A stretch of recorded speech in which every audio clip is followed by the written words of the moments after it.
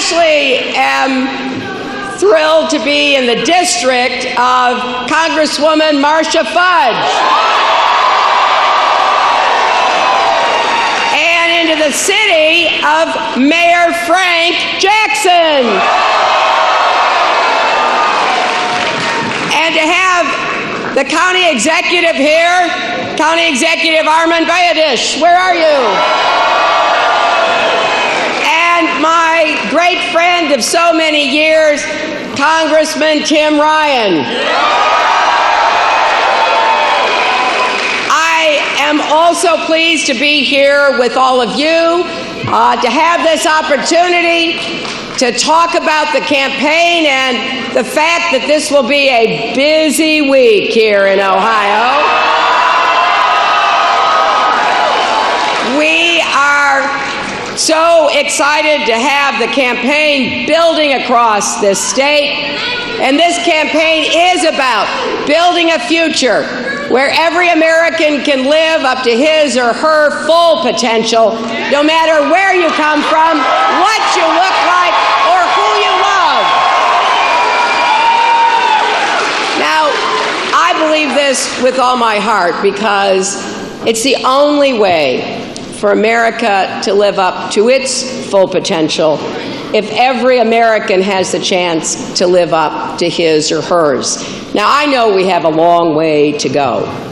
In fact, the future that I envision is going to take work from all of us, because I want to knock down every barrier that stands in the way. I want to knock down the economic barriers, the healthcare barriers, the education barriers, the kind of challenges that people face every day. Now, you're here tonight, and you're going to do everything you can in this next week, along with people in Florida, Illinois, Missouri, North Carolina, who are going to the polls.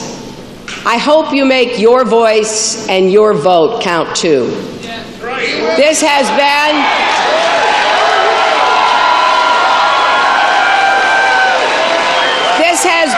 so far a campaign focused on the issues. And I'm proud of the campaign that Senator Sanders and I are running.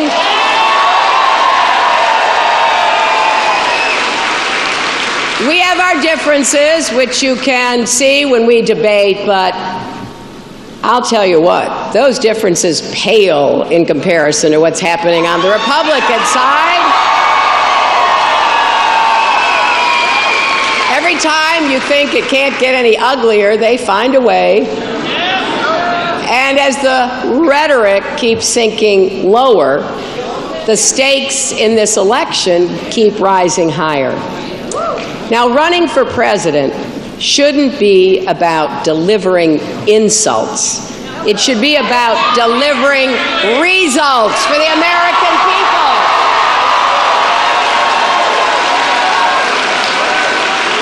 That's what I'm doing in this campaign, and that's what I will do all the way through it, because I want to talk about what working families are up against across the country. I want to talk about how we have a new bargain so you can get ahead and stay ahead. In every industrial city, small town, farm country, Indian country, every community that's been hollowed out by lost jobs and lost hopes. Don't let anybody tell you we can't make it in America anymore. We can, we are, and we will.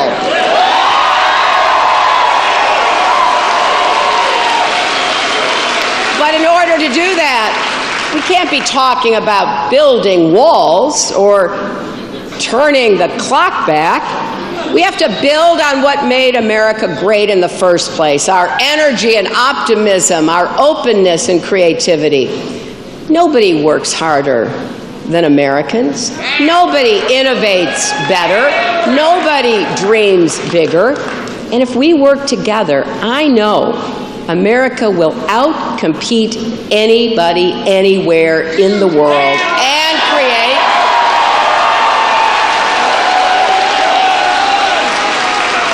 create a future that will hold out the promise of America to every kid with a dream, every aspiring entrepreneur, everyone who works hard and does their part should be able to say, I can make it in America.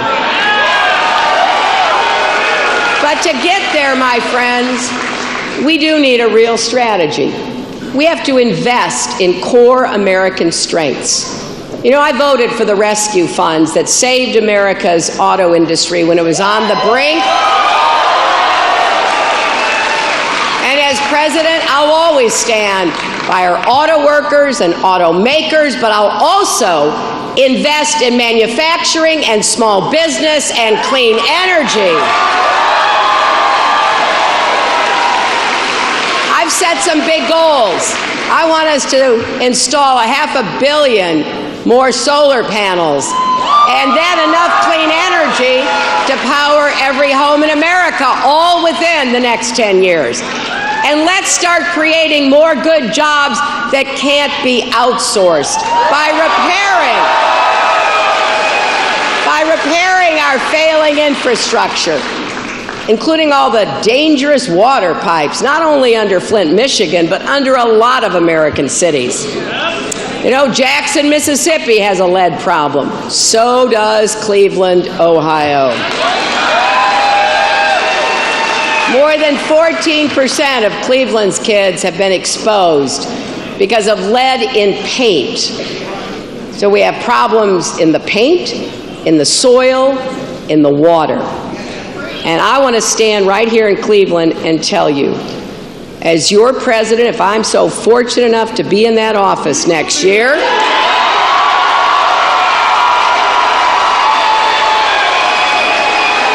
we're going to tackle this lead problem everywhere our children are at risk. And we're going to stand up to corporations that seem to have absolutely no loyalty to this country that gave them so much in the first place.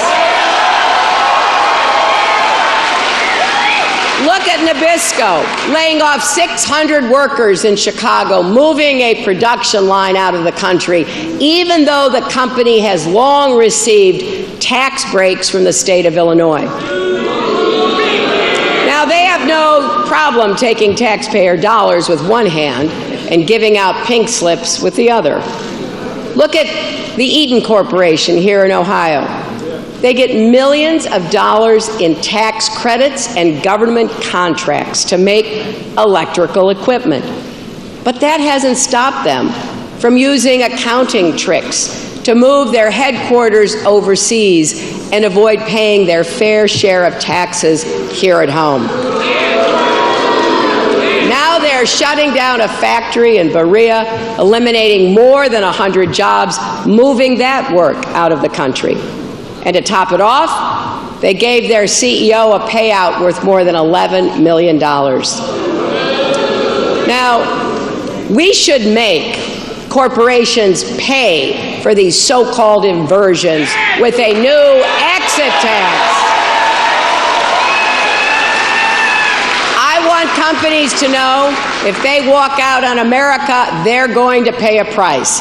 And if they ship jobs overseas, we're going to make them give back the tax breaks they receive here at home. Because we can take that money and we can put it to work investing in communities that are left behind and bring those jobs back to America. Now, there should be no doubt, if you cheat your employees, exploit your customers, pollute our environment, or rip off the taxpayers, we will hold you accountable. But when businesses do the right thing, we will stand with them. We will reward inshoring, innovation, investment, and sharing profits with workers, not just shareholders and top managers. You know, it's good for everyone when companies treat workers like assets to be invested in, not costs to be cut. It's simple economics. America grows when your paycheck grows. And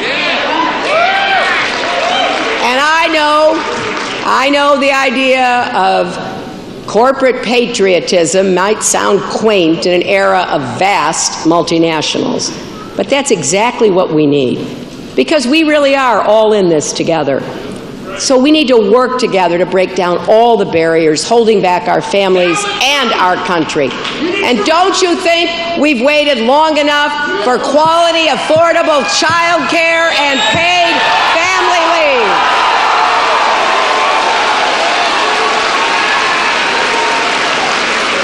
And don't you think it's time for equal pay for equal work for women?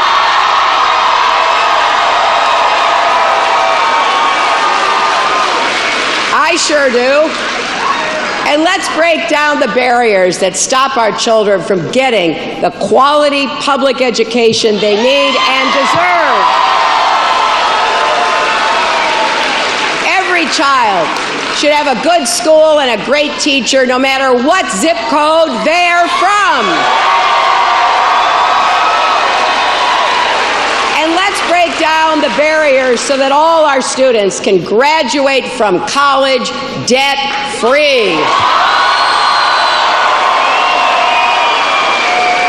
And people already burdened by debt can pay it off as a fair percentage of their income with a definite end date, so you finish your obligations. And let's invest in our historically black colleges and universities, which play such a vital role across our country. So we have to break down all the barriers, and those include ones that are still rooted in bigotry, in bias, in prejudice. The truth is, more than half a century after Rosa Parks sat and Dr. King marched and John Lewis bled, we know race still plays a significant role in determining who gets ahead in America and who gets left behind. And we know that there are problems we have to be honest and face. You know, when the young man, Tamir Rice, was shot, that was painful for everybody. Yes, well, there are a lot of names we could be reciting, not just from here, but from across our country. So I believe we have to invest in every community. We have to help everybody succeed, because that will be good for all of us.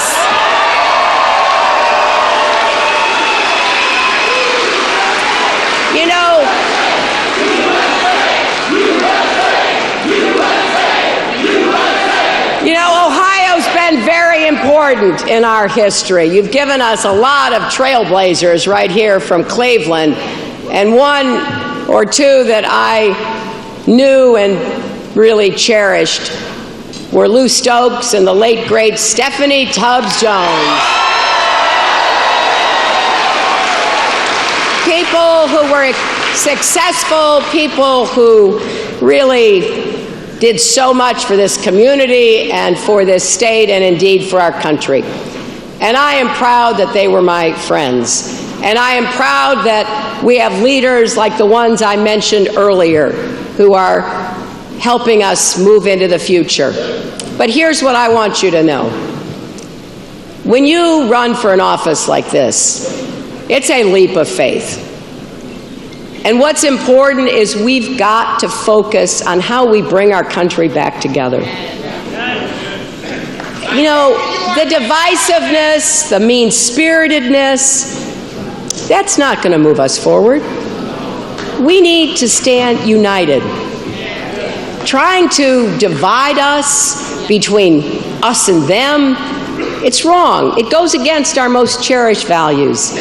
America belongs to all of us, not just those who are already successful. I want to be the president, not for those who are already successful.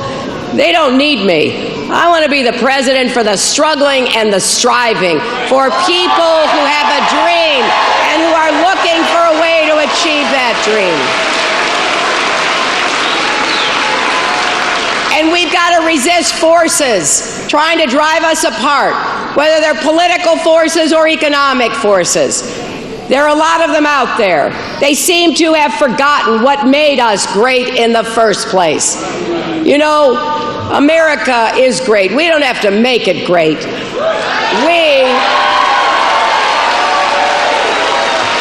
We have to make it whole. And by that I mean we've got to get back where we're supporting each other, where we're helping young people get involved in national service, finding ways to give back to our communities. Every one of us has a role to play in the future that we want. That's the spirit powering this campaign, and it comes from the more than 900,000 Americans who have contributed, most less than $100.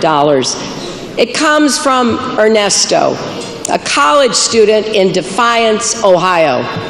He gave $7 to HillaryClinton.com because he says he wants a president who will help break barriers, not only for Latinos, but for all people.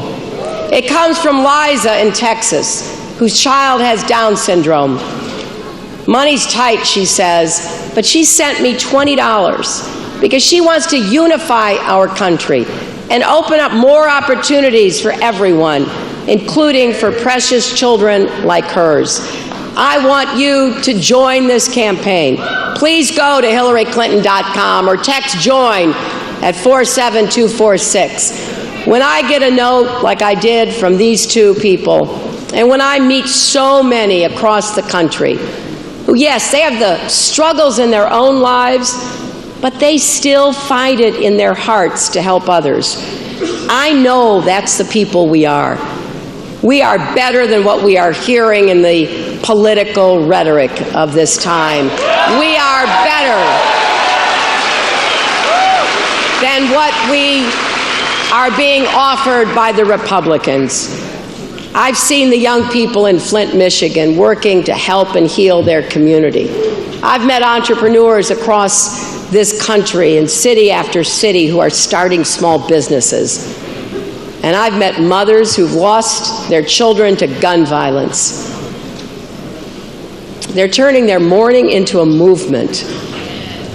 All of them are living out what the Scripture tells us. Let us not grow weary in doing good, for in due season we shall reap if we do not lose heart. If we reach for love and kindness instead of bluster and bigotry, we can see the best in each other, not the worst. If we lift each other up instead of tearing each other down, there's nothing we can't do together. So I am grateful to all of you. And I want you to know that if you work for me in this next week, as we move through this week of travel and door knocking and phone calling, if you work for me and if you vote for me, I will work my heart out for you. I will work every single day to make a difference in your lives, to knock down the barriers that stand in your way, to make sure that every child has a chance to live up to his or her God-given potential, and that America, we live up to ours, and our best days will still be ahead of us. Thank you all.